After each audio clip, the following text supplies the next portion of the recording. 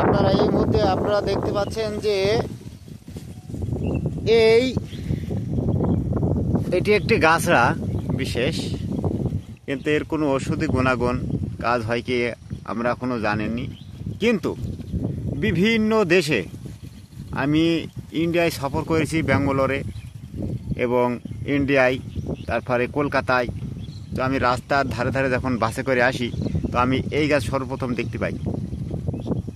আজ থেকে 8-10 বছর আগে আমি ইন্ডিয়ায় গিয়েছিলাম, এই গাছ দেখতে পেলাম। বর্তমানে এই গাছ সারা বিশ্বে এখন ভাইরাল। এখন এই কিছুদিন আগে আপনার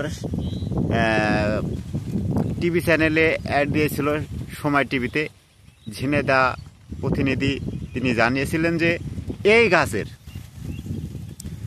গাছের যে নির্যাস বা গন্ধ, এতে নাকি মানুষের ক্যান্সার, ফুসফুসে আক্রান্ত হয়েছে। তারপরে গরু বাছুরে খাইলে নাকি ক্যান্সার রোগে মারা যাচ্ছে।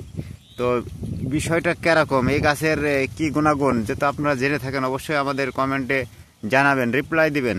তো আমাদের এই বাংলাদেশে এই যে একে আমরা গাছড়া বলে থাকি, এই গাছড়া বাংলাদেশে ভরপুর, মানে এত পরিমাণে হয়েছে।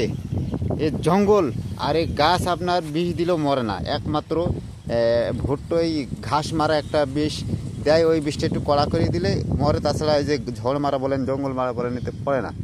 এখন এই একটা জবরই কীটনাশক একটা জিনিস, এতে মানুষের ক্ষয়ক্ষতি হয়েছে কি না আপনারা যদি জেনে থাকেন। তারপরে এই জায়গাটায় অনেক হয়েছিল, এই জায়গাটায় আর নেই, ফেলে দেওয়া হয়েছে। তো আমাদের এটা বহুত আছে।